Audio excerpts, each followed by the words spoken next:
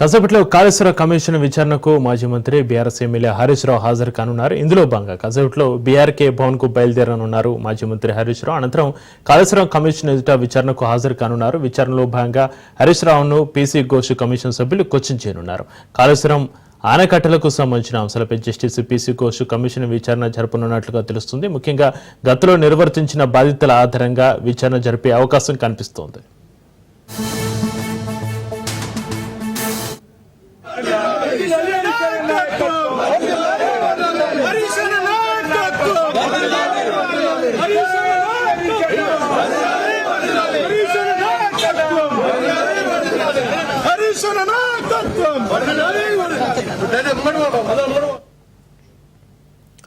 మేడిగడ్డ బ్యారేజీ pairs కుంగిన Annaram సింధిల బ్యారేజీలో బొంగలు బయటపడిన నేపథ్యంలో రేవంత్ ప్రభుత్వం గత ఏడాది విచారణ కమిషన్ నియమించింది. ఇందులో భాగంగా ఇప్పటివరకు పలువురు అధికారులు రిటైర్డ్ అధికారులను విచారించిన కమిషన్ నాటి ప్రభుత్వంలో కీలకమైన కేసీఆర్, హరీష్ రావు, ఈటల రాజేందర్ను విచారణకు హాజరు కావాలని ఇటీవల నోటీసులు జారీ చేసింది. తాజాగా మల్కాజ్గిరి ఎంపీ ఈటల రాజేందర్ను కమిషన్ విచారించింది. 11న మాజీ సీఎం కేసీఆర్ హాజరు కావాల్సి ఉంది.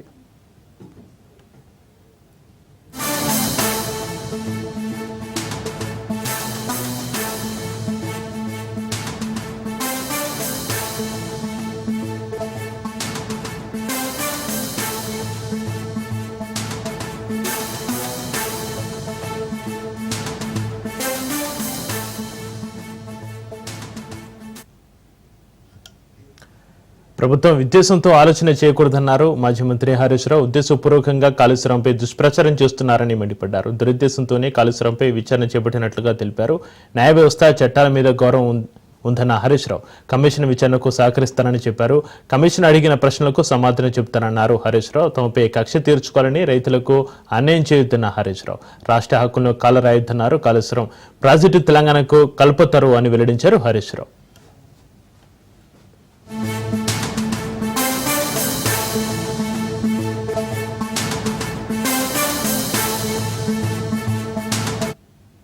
మొన్ననే కాళేశ్వరం ప్రాజెక్టు తెలంగాణకు కల్పతరు అని స్పష్టంగా రాష్ట్ర ప్రజలందరికీ అర్థమయ్యే విధంగా పీపీటీ ప్రజెంటేషన్ కూడా ఇవ్వడం జరిగింది. సరే, రాజకీయ దురుద్దేశంతో కాంగ్రెస్ పార్టీ ఈ కమిషన్ ను ఏర్పాటు చేసిన న్యాయ వ్యవస్థ మీద, రాజ్యాంగం మీద పూర్తి గౌరవము, విశ్వాసం ఉన్నటువంటి పార్టీ బీఆర్ఎస్ పార్టీ. ఈ రోజు జస్టిస్ ఘోష్ కమిషన్ మమ్మల్ని పిలిచింది కనుక ఈ రోజు కమిషన్ ముందుకు వెళ్లి ఇంతకాలం కాంగ్రెస్ పార్టీ చేస్తున్న దుష్ప్రచారాలన్నీ కూడా వివరించి వాస్తవాలన్నింటినీ కమిషన్ కు తెలియజేస్తాం. సో మా దగ్గర ఉన్నటువంటి పూర్తి సమాచారం, అన్ని విషయాలను కూడా కమిషన్ దృష్టికి తీసుకువెళ్తాం. గత కొంతకాలంగా కొంతమంది వ్యక్తులు, కొన్ని పార్టీలు వాళ్ళు ఉద్దేశపూర్వకంగా బీఆర్ఎస్ పార్టీ మీద రాజకీయ కక్షతో బురద జల్లేటువంటి ప్రయత్నం చేస్తా ఉన్నారు. వాస్తవానికి ఒక ప్రభుత్వం విద్వేషంతో కాదు ఆలోచించాల్సింది, వివేకంతో ఆలోచించాలి, విజ్ఞత ప్రదర్శించాలి. కానీ నేడు కాంగ్రెస్ ప్రభుత్వం విద్వేషంతో, రాజకీయ దురుద్దేశంతో మా మీద బురద జల్లాలని ఇవాళ రాష్ట్రానికి అన్యాయం చేస్తున్నారు. ముఖ్యంగా రైతులకు అన్యాయం చేసే ప్రయత్నం చేస్తా ఉన్నారు. నేను ఒకటే కోరుతా ఉన్నా, విజ్ఞత ప్రదర్శించండి, వివేకంతో ఆలోచించండి. ఈ రాజకీయాల కోసం తెలంగాణ రాష్ట్రం యొక్క నీటి హక్కులను కాలరాయొద్దు అని చెప్పి ఈ ప్రభుత్వానికి హితవు పలుకుతా ఉన్నాను. సరే, అంతిమంగా ఎందుకంటే మాకు రాజ్యాంగం మీద, దేవుడి మీద నమ్మకం ఉన్నటువంటి పార్టీ, అంతిమంగా న్యాయం గెలుస్తుంది, ధర్మం నిలబడుతుంది, వాస్తవాలు ప్రజలకు అర్థమవుతాయి. అందువల్ల ఈ రోజు కమిషన్ ముందుకు వెళ్తున్నాం. కమిషన్ మమ్మల్ని అడిగిన ప్రతి ప్రశ్నకు పూర్తి స్థాయిలో సమాధానాలన్నీ కూడా చెప్తాం. మరింత సమాచారాన్ని మా ప్రతినిధి సైదులు ఫోన్లను అందిస్తారు. సైదులు, హైదరాబాద్లోని బీఆర్కే భవన్లో ఉన్న కాళేశ్వరం న్యాయ విచారణ కమిషన్ ముందుకు హరీష్ రావు కొద్దిసేపట్లో చేరుకొని ఉన్నారు. దీని సంబంధించి మీ దగ్గర ఉన్న అప్డేట్స్ ఏంటి సైదులు? చక్రి, మరి కాసేపట్లోనే కాళేశ్వరం కమిషన్ విచారణకు హాజరు కాబోతున్నారు హరీష్ రావు. సో ఇప్పటికే ఆయన కోకాపేట నివాసంలో మీడియాతో మాట్లాడిన తర్వాత ఆయన తన నివాసం నుంచి బయలుదేరారు. సో తెలంగాణ భవన్ కు వచ్చే అవకాశం ఉంది. ఒకరు వస్తే అక్కడికి వస్తారు, లేదంటే నేరుగా అక్కడి బీఆర్కే భవన్ కి వెళ్తారు. సచివాలయం పక్కన ఉన్నటువంటి బీఆర్కే భవన్ కి కాళేశ్వరం కమిషన్ విచారణకు ఆయన హాజరవుతారు. అయితే ఆయన హాజరయ్యే ముందు మీడియాతో హరీష్ రావు మాట్లాడారు. అయితే అనేక అంశాలు ఆయన చెప్పారు. అంటే ముఖ్యంగా కాళేశ్వరం అంటే తెలంగాణకు కల్పతరువు లాంటిది. ఎవరు ఎన్ని దుష్ప్రచారాలు చేసినా కాళేశ్వరం ప్రాజెక్టు గొప్పతనం ఏంటో ప్రజలకి తెలుసు అని చెప్పేసి కూడా ఆయన చెప్పారు. ఎందుకంటే ఎంతో ప్రతిష్టాత్మకంగా మా యాంలో కాళేశ్వరం ప్రాజెక్టు నిర్మించాము. సో ఇవాళ పంజాబ్ ను తలదన్నే విధంగా వరి ధాన్యం అత్యధికంగా తెలంగాణ రాష్ట్ర పరిధిలో ఉత్పత్తి అయిందంటే దానికి కారణం కాళేశ్వరం ప్రాజెక్ట్ అని చెప్పేసి కూడా ఆయన చెప్పారు. ఖచ్చితంగా మాకు చట్టాలంటే గౌరవం ఉంది, న్యాయం మీద నమ్మకం ఉంది కాబట్టి సో విచారణకు హాజరైన తర్వాత అన్ని అంశాలు కమిషన్ అడిగే ప్రతి ప్రశ్నకు సమాధానం చెప్తానని చెప్పేసి కూడా ఆయన చెప్పారు. కావాలని కొందరు ఏదో దుష్ప్రచారం చేస్తున్నారని, కాళేశ్వరం ప్రాజెక్టు అంటే అది ఫెయిల్యూర్ ప్రాజెక్ట్ అని, కట్టిన కొన్నాళ్ళకే కూలిపోయిందని చెప్పేసి దుష్ప్రచారం చేస్తున్నారు. అది పూర్తిగా తప్పు అని చెప్పేసి ఎన్డీఎస్ఏ ఇచ్చిన రిపోర్ట్ ఏదైతే ఉందో అది ఎన్డీఎస్ఏ రిపోర్ట్ కాదని కాంగ్రెస్ రిపోర్ట్ అని బీజేపీ కాంగ్రెస్ కలిపి ఆడుతున్నటువంటి గేమ్ అని చెప్పేసి కూడా ఆయన చెప్పారు. ఎందుకంటే అనేక ప్రాజెక్టులు కుప్పకూలినప్పుడు కూడా ఎన్డీఎస్ఏ రిపోర్టు చాలా లేట్ గా వస్తుంది. అదేవిధంగా ఎన్డీఎస్ఏ రిపోర్ట్ అంత తొందరగా నివేదిక సిద్ధం చేసి ఇవ్వదు. కానీ ఒక కక్షపూరితంగా కాళేశ్వరం ప్రాజెక్టు సంబంధించి ఎన్డీఎస్ఏ రిపోర్ట్ ను తప్పుదో పట్టిస్తూ మేము మా పైన ఒక తప్పుడు ప్రచారం చేసేందుకు ఎన్డీఎస్ఏ రిపోర్ట్ కూడా ఉన్నదని చెప్పేసి కూడా అని చెప్పారు. సో ఏదేమైనా సరే కాళేశ్వరం ప్రాజెక్టు గొప్పతనం ఏంటో అనేది ఖచ్చితంగా కమిషన్ ముందు చెప్తానని చెప్పేసి కూడా అన్నారు. 3 బ్యారేజీలు పనికి రాకుండా పోయాయని చెప్పేసి కాంగ్రెస్ పార్టీ పదే ప్రచారం చేస్తుంది. అంటే మేడిగడ్డ, అన్నారం, సుందిల. కానీ వాటి గొప్పతనం ఏంటి, వాటి ఎందుకు నిర్మించాల్సి వచ్చింది అనే దానిపైన కూడా కాసేపట్లో నేను కమిషన్ ముందు హాజరైన తర్వాత పీసీ ఘోష్ ముందు అన్ని వివరాలు చెప్తానని చెప్పేసి కూడా ఆయన చెప్పారు. కాబట్టి ఖచ్చితంగా కాళేశ్వరం ప్రాజెక్టు తెలంగాణ రాష్ట్రానికి ఏ విధంగా కలపదరువు లాంటిదో అన్ని వివరాలు కాసేపట్లో నేను కమిషన్ ముందు హాజరయ్యి అన్ని చెప్తాను. చెప్పిన తర్వాత ఖచ్చితంగా ఈ యొక్క తుది నివేదిక సిద్ధమైన తర్వాత కాళేశ్వరం ప్రాజెక్టు గొప్పతనం ఏంటో రాష్ట్ర ప్రజలకు అందరికీ కూడా తెలుస్తుందని చెప్పేసి కూడా చెప్పారు. ఎవరు తప్పు చేయలేదు, తప్పు చేయాల్సిన అవసరం లేదు. తెలంగాణ రాష్ట్రానికి అది ఎంత అవసరమో, అది రాష్ట్రం ఏర్పడిన తర్వాత కాళేశ్వరం ప్రాజెక్టు ఎంత ప్రాముఖ్యత చెందిందో, ఎందుకు నిర్మించాల్సి వచ్చిందో అనే వివరాలన్నీ కూడా ఖచ్చితంగా నేను మరి కాసేపట్లో హాజరై చెప్తానని చెప్పేసి కూడా ఆయన చెప్పారు. కాబట్టి సో ఆయన ఇప్పటికే తన నివాసం నుంచి బయలుదేరిన తర్వాత ఆయన మరి కాసేపట్లోనే 11 గంటలకు బీఆర్కే భవన్ కాళేశ్వరం కమిషన్ విచారణకు హాజరు కాబోతున్నారు. అయితే సైదులు కాళేశ్వరం గొప్పతనం గురించి తెలంగాణ భవన్లో పవర్ ప్లాంట్ ప్రజెంటేషన్ కూడా ఇచ్చారు. ఈ రోజు విచారణ ఏ విధంగా ఎదుర్కొని ఉన్నారు హరీష్ రావు? ఖచ్చితంగా, ఎందుకంటే ఆయన ఆల్రెడీ ముందే పీపీటీ ఇచ్చారు కాబట్టి, పవర్ పాయింట్ ప్రజెంటేషన్ ఇచ్చారు కాబట్టి కాళేశ్వరం ప్రాజెక్టు గొప్పతనం ఏంటి, ఏ టైంలో అది నిర్మించాల్సి వచ్చింది, అంతకంటే ముందు ఏ విధంగా ప్రణాళికలు రూపొందించాము, అప్పుడు మహారాష్ట్రలో ఉన్నటువంటి గవర్నమెంట్ ఏంటి, మహారాష్ట్ర ప్రభుత్వంతో ఏ విధంగా ఒప్పందం చేసుకున్నాము, తర్వాత బీజేపీ అధికారంలోకి వచ్చిన తర్వాత ఏ విధమైన ఒప్పందం జరిగింది, ఎందుకు నిర్మించాల్సి వచ్చిందని మొత్తం కూడా ఏ టు జెడ్ కూడా 3 బ్యారేజీలు కానీ, అదేవిధంగా మొత్తం కిలోమీటర్స్ టన్నెల్ కానీ, అదే విధంగా ఎక్కడి నుంచి ఎక్కడి వరకు గోదావరి నీళ్లు ప్రస్తుతం దక్షిణ తెలంగాణ నుంచి ఉత్తర తెలంగాణ అంటే కోలాడ వరకు కూడా ఏ విధంగా నీళ్ళు ఇచ్చాము ఏంటనే దానిపై మొత్తం ఓవరాల్ గా కూడా స్పష్టమైన ఆధారాలతో సహా ఆయన హరీష్ రావు మొన్న తెలంగాణ భవన్ లో పవర్ పాయింట్ ప్రజెంటేషన్ ఇచ్చారు. కాబట్టి సో ఈ వివరాలన్నీ కూడా ఆయనకు తెలుసు. కాబట్టి ఏ ప్రశ్న వేసినా కూడా పీసీ ఘోష్ కమిషన్ ఎటువంటి ప్రశ్న వేసినా కూడా ఖచ్చితంగా ఆయన సమాధానం చెప్పేందుకు సిద్ధంగా ఉన్నారు. సో దాంతో పాటుగా ఇక ఆయన ఆల్రెడీ ముందే చెప్పారు, చట్టం అంటే మాకు గౌరవం ఉంది, న్యాయం పైన నమ్మకం ఉందని చెప్పి చెప్పారు. కాబట్టి ఖచ్చితంగా ఆయన న్యాయ విచారణకు హాజరవుతున్నారు. కాబట్టి న్యాయ విచారణలో ఏ ప్రశ్న వేసినా కూడా ఖచ్చితంగా ఆ ప్రశ్నకు ఆయన సమాధానం చెప్పే అవకాశం ఉంది. ఎట్టి పరిస్థితుల్లో కూడా ఏ ప్రశ్న వేసినా దాటవేసే ప్రయత్నం అయితే ఎట్టి పరిస్థితుల్లో చేయరు. కారణం ఏంటంటే హరీష్ రావు మొదటి నుంచి కూడా కాళేశ్వరం ప్రాజెక్టులో కీలకంగా ఇరిగేషన్ శాఖ మంత్రిగా ఆయన ఉన్నారు. కాబట్టి సో ఖచ్చితంగా ఆయన అనేక అంశాలు చెప్పే అవకాశం ఉంది. దాని గొప్పతనం ఏంటో కూడా మరి కాసేపట్లో చెప్పే అవకాశం అయితే ఉంది. చెప్పి అయితే సైలు తాజాగా మల్కాజ్గిరి ఎంపీ ఈటెల రాజేందర్ ను కమిషన్ అయితే విచారించింది. ఎంపీ ఈటెల రాజేందర్ ఇచ్చిన సమాధానాలు వివరాల ప్రకారం ఎలాంటి క్వశ్చన్స్ వేసే అవకాశం ఉంది, ఏ విధంగా ఈ రోజు విచారణ జరిగే అవకాశం ఉందంటారు? ఖచ్చితంగా వాస్తవంగా చెప్పాలంటే ఇప్పటి వరకు కూడా అంటే అధికారులను విచారించిన తర్వాత మెయిన్ ఉన్నటువంటి ఎవరైతే అప్పుడు మంత్రులుగా పనిచేశారు, అంటే ఫైనాన్స్ మినిస్టర్ గా పనిచేసినటువంటి ఈటెల రాజేందర్, ఇరిగేషన్ శాఖ మంత్రిగా పనిచేసినటువంటి హరీష్ రావు, ముఖ్యమంత్రిగా పనిచేసినటువంటి కేసీఆర్. సో వీళ్ళ ముగ్గురు చాలా కీలకమైన సమాచారం రాబట్టాలని కమిషన్ చూసింది. కాబట్టి సో ఈటెల రాజేందర్ ఒకటే చెప్పారు, కాళేశ్వరం కమిషన్ సంబంధించి నేను నిధులు విడుదల చేయడం వరకు నా బాధ్యత, అప్పుడు నేను ఫైనాన్స్ మినిస్టర్ గా ఉన్నాను. సో అదంతా కూడా కాళేశ్వరం కమిషన్ ముందు ఆయన ఈటెల రాజేందర్ హాజరై చెప్పారు. అంటే అప్పుడు ఎందుకు నిర్మించాల్సి వచ్చింది, అది అసలు ఎందుకు తెలంగాణకి ఏ విధమైన అవసరం ఏంటనేది అప్పుడు ముఖ్యమంత్రి ఆదేశాల మేరకే దానికి కావాల్సినటువంటి నిధులు ఏదైతే ఉన్నాయో ఒక సపరేట్ కార్పొరేషన్ ఏర్పాటు చేశారు. సో కార్పొరేషన్ కి నేను ఎప్పుడు అడిగినా కూడా నిధులు విడుదల చేశాను, ఒక ఫైనాన్స్ మినిస్టర్ గా నా బాధ్యత కాబట్టి నిధులు విడుదల చేసేందుకు సంతకం పెట్టానని చెప్పేసి కూడా ఆయన చెప్పారు. సో ఇది ఒక కాళేశ్వరం ఇది కార్పొరేషన్ ఎందుకు ఏర్పాటు చేయాల్సి వచ్చింది, దాని నుంచి నిధులు ఎందుకు ఖర్చు పెట్టాల్సి వచ్చింది అనే విషయం పైన కూడా ఖచ్చితంగా ఇప్పుడు హరీష్ రావుని ఖచ్చితంగా కమిషన్ అడిగే అవకాశం ఉంటుంది. దాంతో పాటుగా చాలా కీలకంగా మీరే వ్యవహరించారనేది కూడా ప్రశ్నించే అవకాశం ఉంటుంది. కమిషన్ ఖచ్చితంగా ఈ యొక్క ప్రాజెక్ట్ లో చాలా కీలక భాగస్వామిగా హరీష్ రావే ఉన్నారు అనే ప్రశ్న ఖచ్చితంగా తలెత్తే అవకాశం ఉంటుంది హరీష్ రావుకి. ఈ ప్రశ్నకు ఖచ్చితంగా హరీష్ రావు కూడా గట్టి సమాధానం చెప్పే అవకాశం ఉంటుంది. అంటే ఇది తెలంగాణకి ఎంత అవసరమో అందులో భాగంగా నేను అప్పుడు ఇరిగేషన్ శాఖ మంత్రిగా పనిచేశాను కాబట్టి అందుకు నా భాగస్వామ్యం అనేది చాలా వరకు ఉన్నమాట వాస్తవమే. సో అందుకు మేమంతా కూడా అంటే ఇటు ఏది కేంద్రం నుంచి రావాల్సినటువంటి అనుమతులు అయినా సరే, అదేవిధంగా ఈ ప్రాజెక్ట్ నిర్మిస్తున్న సమయంలో తీసుకోవాల్సిన అటువంటి అనుమతులు కానీ, ఆ టెస్టులు కానీ ఏదైనా సరే మేము అన్ని కూడా నిబంధనలు ఎక్కడ కూడా పాటించకుండా చేయలేదు, విరుద్ధంగా ఎక్కడ చేయలేదు. కాబట్టి అన్ని నిబంధనలు పాటించి చేశాము. ఆధారాలతో సహా కూడా హరీశ్రావు ఆల్రెడీ సిద్ధం చేసుకొని పెట్టుకున్నారు. ఏ ఇయర్ లో ఏం జరిగింది, ఎప్పుడు జరిగింది, ఏ టెస్ట్ ఎప్పుడు చేశాము, కేంద్రం నుంచి ఇచ్చినటువంటి అనుమతులు ఏంటి అనేది కూడా మొత్తం ఈ యొక్క ప్రాజెక్టు లో సంబంధించినటువంటి అనుమతులన్నీ కూడా ఆయన ఆధారాలతో సహా ఉన్నాయి. కాబట్టి అవన్నీ తీసుకుని ఆయన తన ఇంటి నుంచి బయలుదేరి కమిషన్ ముందు విచారణకు హాజరవుతున్నారు. కాబట్టి సో ఖచ్చితంగా కమిషన్ అడిగే ప్రతి ప్రశ్నకు కూడా ఆధారాలతో సహా హరీశ్రావు చూపించే అవకాశం అయితే కనిపిస్తుంది. Chakri. Right, thank you Saidulu.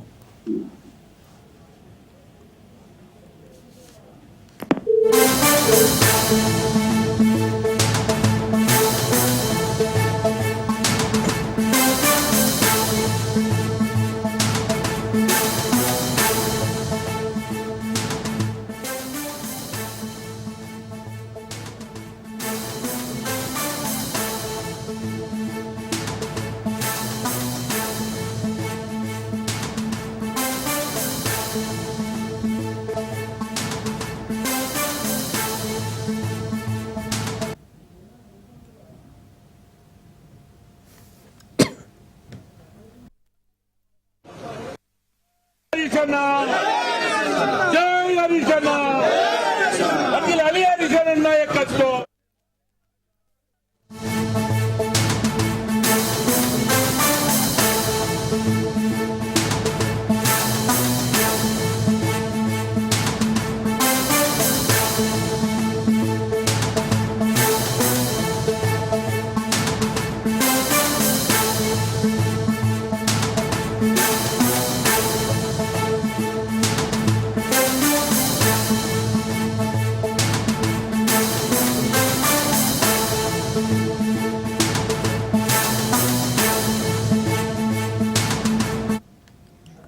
మరో బ్రేకింగ్ న్యూస్ చూస్తున్నాం. మరి కాసేపట్లో సిట్ అధికారులు ఎదుట ఎస్ఐబి మాజీ చీఫ్ ప్రభాకర్ రావు హాజరు కానున్నారు. సుప్రీం ఆదేశాలతో హైదరాబాద్కు వచ్చారు ఆయన. ఇక ఫోన్ ట్యాపింగ్ కేసులో ప్రభాకర్ రావు కీలక నిందితుడు. ఫోన్ ట్యాపింగ్ కేసు ఆరోపణలతో గతంలో ప్రభాకర్ రావు అమెరికాకు పరారయ్యారు. అయితే సుప్రీంకోర్టు ఆదేశాలతో హైదరాబాద్కు వచ్చారు. రాత్రి శంషాబాద్ ఎయిర్పోర్ట్ లో దిగిన ప్రభాకర్ రావు నేరుగా తన నివాసానికి వెళ్లారు. అరెస్టు నుంచి సుప్రీంకోర్టు రక్షణ కల్పించడంతో భారత్కు వచ్చారు. కాసేపట్లో సిట్ విచారణకు ప్రభాకర్ రావు హాజరు కానున్నారు.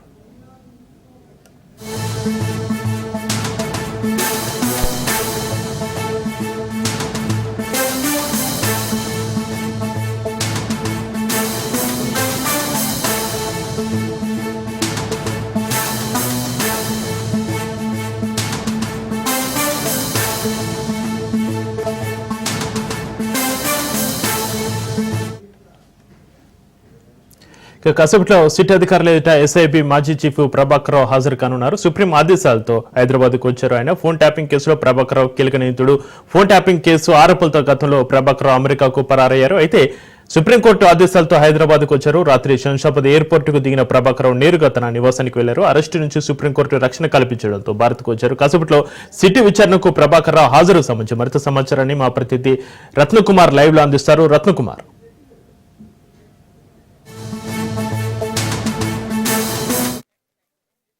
ప్రధాన నిందితుడిగా ఉన్న ప్రభాకర్ రావు మరికొద్దిసేపట్లోనే పోలీసులు ఎదుట విచారణకు హాజరు కాబోతున్నారు. స్పెషల్ ఇన్వెస్టిగేషన్ టీం ప్రభాకర్ రావును విచారించబోతోంది. అయితే ఈ కేసులో ఇప్పటికే విచారించబడినటువంటి వ్యక్తులందరూ కూడా ఇటు మొదటగా అరెస్ట్ అయినటువంటి ప్రణీతరావు, ఆ తర్వాత అరెస్ట్ అయినటువంటి ఎస్ఐబి మాజీ అధికారులు భుజంగరావు, తిరుపతన్న, టాస్క్ ఫోర్సు మాజీ డీసీపీ రాధాకిషన్ రావు, అలాగే ఒక ఛానల్కు మీడియా అధిపతిగా ఉన్నటువంటి శ్రవణ్ కుమార్ రావు. సో వీళ్ళందరూ కూడా చాలా కీలకంగా ప్రభాకర్ రావు పేరునే ప్రస్తావించడం జరిగింది. ఆయన యొక్క డైరెక్షన్లోనే తాము ఫోన్ ట్యాపింగ్లకు పాల్పడ్డాము అనేది ఈ ఫోన్ ట్యాపింగ్ కేసులో అరెస్ట్ అయినటువంటి నిందితులందరూ కూడా ఇప్పటి వరకు తెలియజేసినటువంటి కన్ఫెషన్ స్టేట్మెంట్. అయితే ఇందులో ఖచ్చితంగా ఫోన్ ట్యాపింగ్ కేసులో ముందడుగు వేయాలి, కీలక విషయాలు తెలియాలి.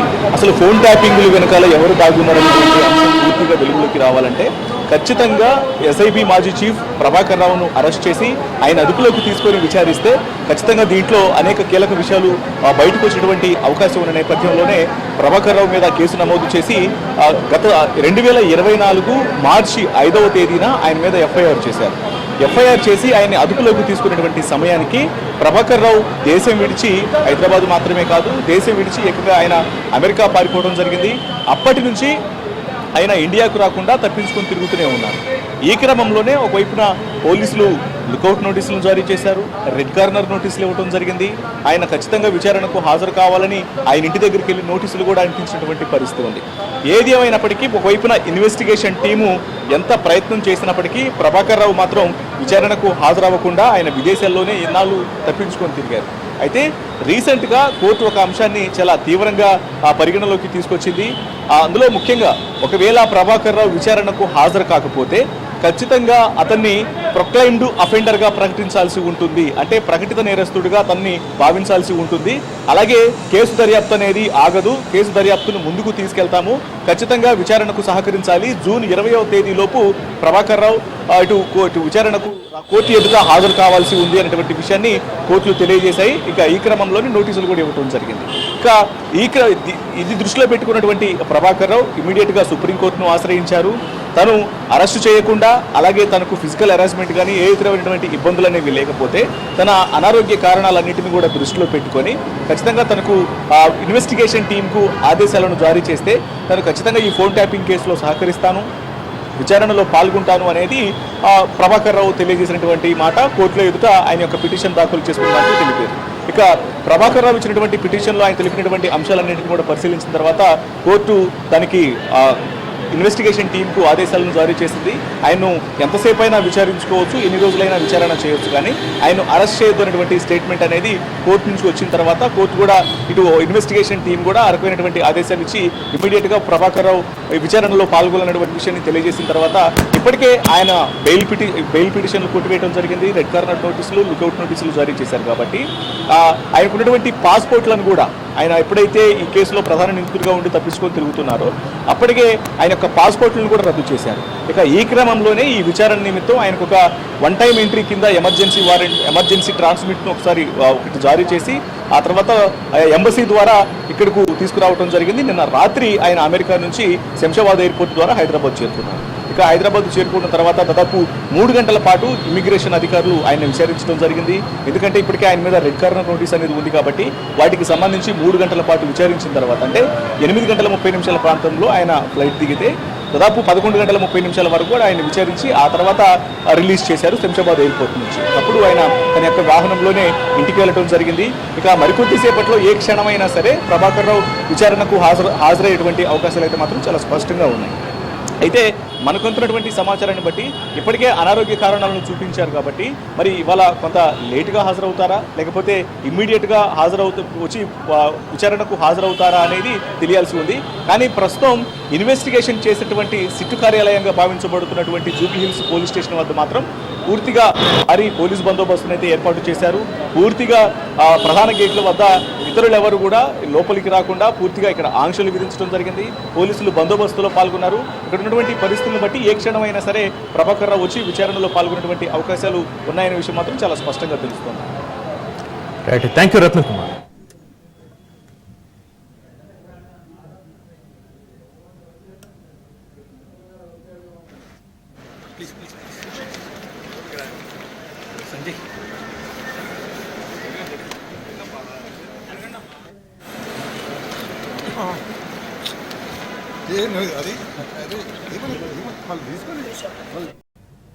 కడప జిల్లాలో వరుస చోరీలకు పాల్పడుతున్న దొంగ అక్బర్ అలీని చిన్న చౌక్ పోలీసులు అరెస్ట్ చేశారు. దొంగ వద్ద 40 గ్రాముల బంగారు నగలు స్వాధీనం చేసుకున్నారు. పట్టుబడిన అక్బర్ అలీపై కడప నగరంలో వివిధ పోలీస్ స్టేషన్లో 20కి పైగా కేసులు నమోదైనట్లుగా తెలిపారు. ఈ నెల 7న అక్కాయపల్లిలో దొంగతనం చేసి ఆ డబ్బుతో ఫ్లైట్ టికెట్ కొనుక్కుని ఢిల్లీకి పారిపోతుండగా కడప ఎయిర్పోర్టు వద్ద అరెస్ట్ చేశారు పోలీసులు.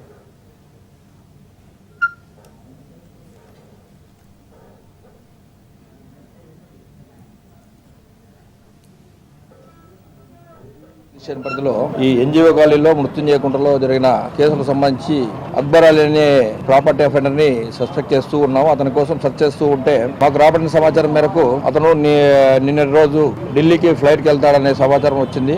ఆ సమాచారం వర్కౌట్ చేయడానికని మా ఎస్ఐ రాజేష్ రెడ్డి సిబ్బంది అక్కడ కాపు కాస్తూ ఉంటే మాకంటే ముందుగా అతను ఎయిర్పోర్ట్ లోకి పోవడం జరిగింది. తర్వాత మా ఎస్పీ రాజశ్రీ అశోక్ కుమార్ ఐపీఎస్ గారి ఉత్తర్వులు వారి యొక్క ఆదేశాల మేరకు ఆ ఎయిర్పోర్ట్ సిబ్బందికి ఇన్ఫర్మేషన్ ఇచ్చి అతను అక్కడి నుంచి తీసుకొని రావడం జరిగింది. తీసుకొని వచ్చి విచారిస్తే అతను మా దగ్గర ఎన్జిఓ కాలనీలోను మృత్యుంజయకుంటలో చేసిన నేరాలను అంగీకరిస్తూ అదే విధంగా నిన్నటి రోజు తాలూకా పోలీస్ స్టేషన్ పరిధిలో అక్కాయిపల్లిలో ఒక ఇంటిలో దొంగతనం చేస్తాడు. అంటే వాళ్ళు ఇన్మేట్స్ ఎవరైతే ఆ ఇంటి కలిగిన వాళ్ళు ఉంటారో వాళ్ళు బయటకు పోయినప్పుడు ఆ వెనక డోర్ నుంచి అతను ఎంటర్ అయ్యి ఆ ఇంట్లో గల దాదాపు నగలన్నీ దోసుకొని పోవడం జరిగింది. దానికి సంబంధించి నిన్ననే కేసు కట్టడం జరిగింది. నిన్న కేసు కట్టిన తర్వాత ఇమ్మీడియట్ గా మాకు రాబడిన సమాచారం మేరకు అతను అరెస్ట్ చేస్తే వాస్తవమే నేను కూడా చేసిన అని చెప్పి అంగీకరించడం జరిగింది.